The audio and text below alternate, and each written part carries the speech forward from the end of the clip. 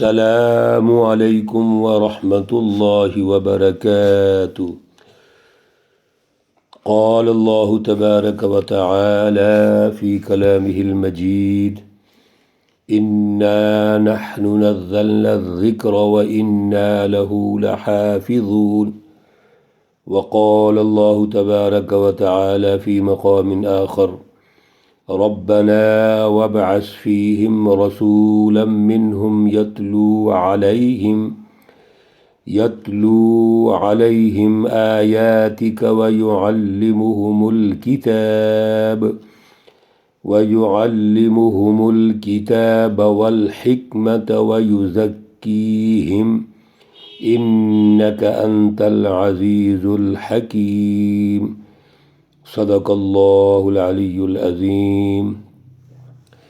معزز سامعین و سامعات، الحمدللہ آج ہم سورۃ الفاتحہ سے درس قرآن کا آغاز کر رہے ہیں، لیکن چند اہم باتیں کلام مقدس قرآن پاک کے حوالے سے ضروری ہیں، جس میں ہمیں شرح صدر ہونا چاہیے۔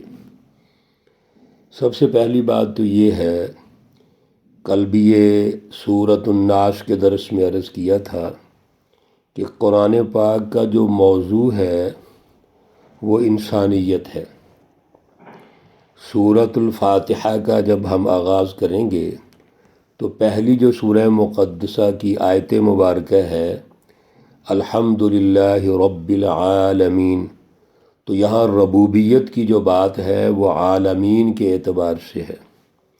عالمین کا معنی تمام جہان، اور آخری جو سورہ مقدسہ کل ہم نے سنی تھی اس میں رب الناس کے اعتبار سے ہے، ربوبیت انسانیت۔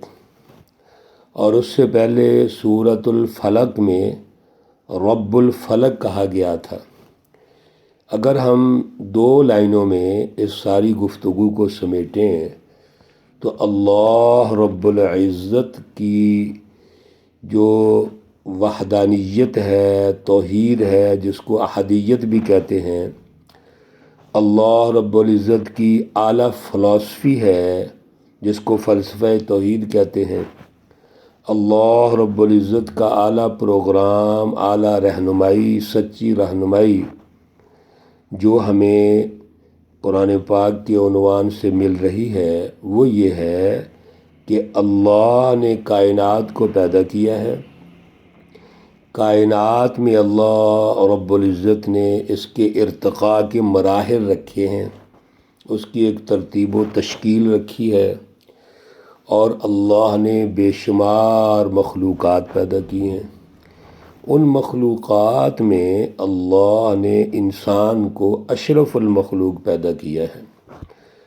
اب اللہ کی جو ربوبیت ہے وہ کائنات کے اعتبار سے ہو، عالمین کے اعتبار سے ہو، دیگر مخلوقات کے اعتبار سے ہو، انسانوں کے اعتبار سے ہو، وہ مکمل ہے، بلکہ اکمل ترین ہے۔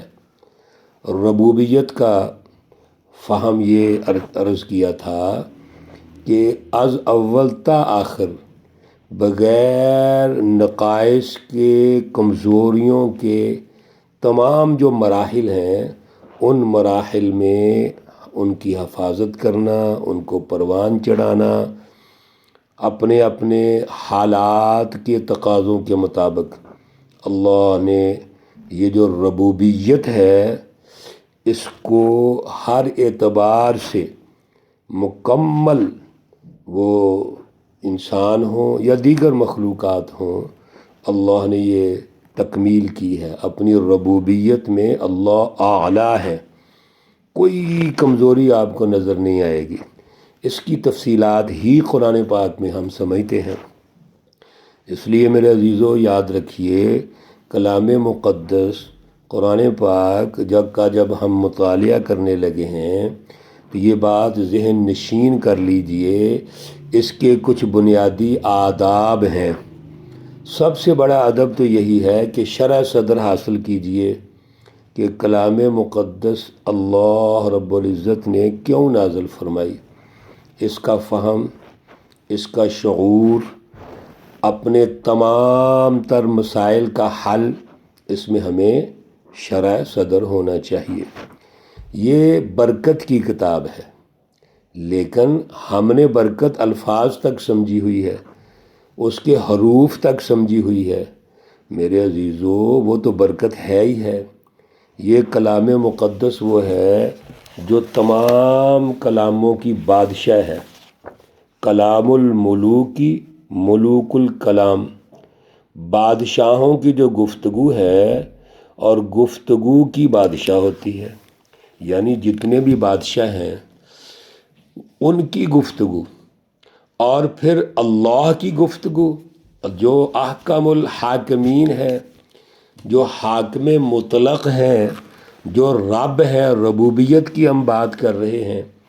تو اللہ رب العزت کی یہ جو کلام مقدس ہے، یہ قوانین ہیں، یہ ضابطے ہیں، یہ آرڈیننس ہیں، یہ باقاعدہ وہ دستاویز ہے جس کے مطابق پورا ربوبیت کا نظام چل رہا ہے۔ اور ربوبیت کا نظام اگر ہم مکمل اکمل جو سمجھ رہے ہیں، جس کا شرح صدر حاصل کر رہے ہیں، اس کا عملی نظام ہوگا تو وہ اس کا اظہار ہوگا۔ یہ کوئی محض بیانیہ نہیں ہے، محض کوئی تقریر نہیں ہے، محض تحریر نہیں ہے، بلکہ اس تحریر اور تقریر اور اللہ کے بیانیہ کے آگے باقاعدہ ترتیب ہے۔ اس لیے یہ بات سمجھ لیجئے کہ کلام مقدس کے بارے میں اپنی رائے ہمیں یہ قائم کرنی ہے کہ یہ احکم الحاکمین کا وہ ایک سسٹم ہے، ایک نظام ہے جو اللہ نے کائنات کی ترتیب و تشکیل، پھر انسانی سماج کی ترتیب و تشکیل اور اس کے ارتقائی مراحل سب اس میں رکھے ہوئے ہیں، اس کی ترتیب رکھی ہوئی ہے۔ میرے عزیزو، یہ کوئی محض اتفاقی چیزیں نہیں ہیں، اللہ نے پورا سسٹم یہاں دے دیا ہے۔ اس سے زیادہ سچی تاریخ آپ کو کہیں سے نہیں ملے گی۔ آدم علیہ السلام سے لے کر رسول اللہ صلی اللہ علیہ وسلم تک تمام جو صحائف نازل ہوئے، صحف ابراہیم و موسیٰ، 3 کتابیں نازل ہوئی اس سے پہلے، یہ 4تھی کتاب ہے۔ ساری تعلیمات، تربیت، ارتقائی مراحل، اس کی مینجمنٹ، پوری اس کی تاریخ وہ کلام مقدس قرآن پاک میں موجود ہے۔ تو اس کا مطالعہ کرنے لگے ہیں ہمیں اس پہ شرح صدر ہونا چاہیے۔ ایک ایک حرف کا اتنا نور ہے، سینکڑوں سورج اس کے مقابلے میں کچھ نہیں ہے۔ لیکن میرے عزیزو، وہ نور جس کا تعلق قلب سے ہے، جس کا تعلق عمل سے ہے، جس کا تعلق اس کی بالادستی سے ہے، وہ تب نظر آئے گا جب اس کا سسٹم قائم ہوگا۔ دوسری بات یاد رکھیے، کلام مقدس کا جیسے ہم نے یہ عرض کیا کہ ایک عنوان وہ فہم و شعور ہے، ایک عنوان انسانیت ہے، ربوبیت ناز، ربوبیت کائنات ہے، اور اللہ رب العزت نے یہی منصب انبیاء علیہ السلام کا ارشاد فرمایا ہے، رسول اللہ صلی اللہ علیہ وسلم کا ارشاد فرمایا ہے۔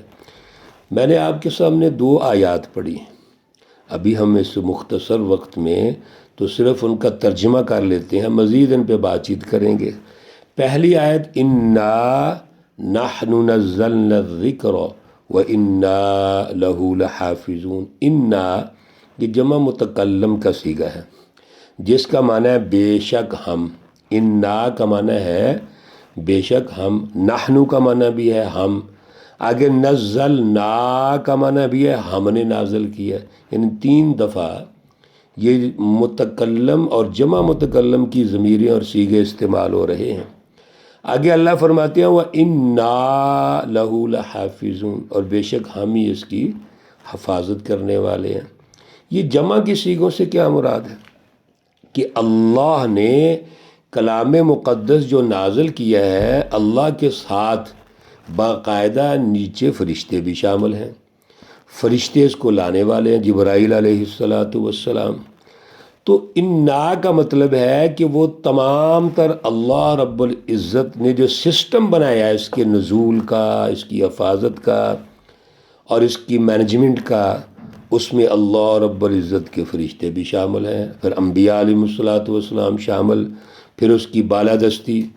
جب تک اس کلام مقدس کا نظام قائم نہیں ہوتا تو حفاظت تو نہیں ہو سکتی۔ یاد رکھیے کسی بھی بیانیے کی حفاظت نہیں ہوتی۔ اگر آپ ایک فلسفی ہے یا آپ آئیڈیالوجی ہے، آپ وہ بیان کرتے ہیں لیکن اس کا نظام ہی کوئی نہیں، وہ تو ہواؤں میں چلا جائے گا نا۔ تو اللہ نے جب اس کی حفاظت کی بات کی تو اس کی فلسفی، اس کا بیانیہ اور عملی نظام مراد ہے۔ اور رسول اللہ صلی اللہ علیہ وسلم کے بارے میں اللہ رب العزت نے فرمایا وَبْعَثْ فِيهِمْ رَسُولًا مِّنْهُمْ، ایک رسول آئیں گے جو انہی میں سے ہوں گے، اسی امت میں سے ہوں گے، اور وہ کریں گے کیا؟ 4 کام ہیں۔ یتلو علیہم آیاتک، پہلے ہے تلاوت آیات، دوسرا ہے وَيُعَلِّمُهُمُ الْكِتاب، تعلیم کتاب، سچی کتاب کی تعلیم، تیسرا ہے حکمت والحکمت، دانائی، حکمت، اس کی مینجمنٹ، چوتھا ہے وَيُزَكِّيهِمْ، تزکیہ قلب۔ یہ 4 بنیادی اہداف رسول اللہ صلی اللہ علیہ وسلم کے بارے میں اللہ ارشاد فرما رہے ہیں۔ اس کا مطلب یہ ہوا کہ اللہ نے واضح کر دیا کہ کس طریقے سے رسول اللہ صلی اللہ علیہ وسلم نے دنیا میں تشریف لانی ہے، اور تشریف لا کر کس طرح اپنے کردار کو واضح کرنا ہے، یعنی اپنی ذمہ داریاں پوری کرنی ہیں۔ تو آج کے درس میں جو بنیادی ہم نے گزارشات کی ہیں وہ یہ ہیں کہ ہمیں کلام مقدس کا جو اعلیٰ شعور، اعلیٰ فہم، شرح صدر کے ساتھ آگے بڑھنا ہے۔ حفاظت کیا ہے؟ صرف حروف کی نہیں، الفاظ کی نہیں، اس کے سسٹم کی بھی حفاظت ہے، اس کی بالادستی سے ہوگی۔ رسول اللہ صلی اللہ علیہ وسلم کے 4 جو یہاں امور ہم نے ابھی عرض کیے ہیں، تو یہ رسول اللہ صلی اللہ علیہ وسلم کے اہداف ہیں۔ میرے عزیزو، سورۃ الفاتحہ سے کے آغاز سے پہلے یہ چند دروس ہوں گے جو بڑے اہم ہیں، ہمیں توجہ سے سننے، اللہ ہمیں توفیق اور صلاحیت عطا فرمائے۔ ہمارے بڑے پیارے دوست ہیں، ہمارے درس قرآن کے ممبر ہیں جناب طارق جواز صاحب، بیرون ملک ہیں، ان کے لیے خصوصی دعا کرنی ہے۔ ان کے مسائل، پریشانیاں، گھر سے بچوں کی جو بھی ہیں، خصوصی دعا کرنی ہے، اور ان کے ساتھ ساتھ تمام اپنے بھائیوں کے لیے دعا کرنی ہے۔ اللہ رب العزت جو مسائل ہیں اس میں آسانیاں پیدا فرمائے، اللہ اپنی برکات سے نوازیں۔ اگر کوئی مشکلات ہیں اس میں آسانیاں پیدا فرمائیں، اگر کوئی شرح صدر نہیں تو شرح صدر اللہ عطا فرمائے، اگر کوئی رکاوٹیں ہیں اللہ رکاوٹیں دور فرمائے۔ جتنے بھی ہمارے درس کو سننے والے ہیں، ہمارا حصہ ہیں، ان سب کے لیے دعا ہے، اور جو نہیں سنتے ان کے لیے بھی دعائیں ہیں۔ اللہ رب العزت سب کے مسائل حل فرمائے، پریشانیاں دور فرمائے، انفرادی اجتماعی اعتبار سے اللہ آسانیاں پیدا فرمائے، اور جو ہم درس سننے والے ہیں اللہ ہمارے اندر اعلیٰ شعور، اعلیٰ فہم عطا فرمائے۔ اللہ رب العزت تمام بیماروں کو شفائے کاملہ عاجلہ مستمرہ عطا فرمائے۔ اللہ رب العزت تمام مرحومین و مرحومات کو جنت الفردوس میں اعلیٰ مقام عطا فرمائے۔ ربنا تقبل منا إنك أنت السميع العليم وتب علينا إنك أنت التواب الرحيم. وصلى الله تعالى على النبي الأمي محمد وعلى آله وأصحابه أجمعين برحمتك يا أرحم الراحمين. السلام عليكم ورحمة الله وبركاته.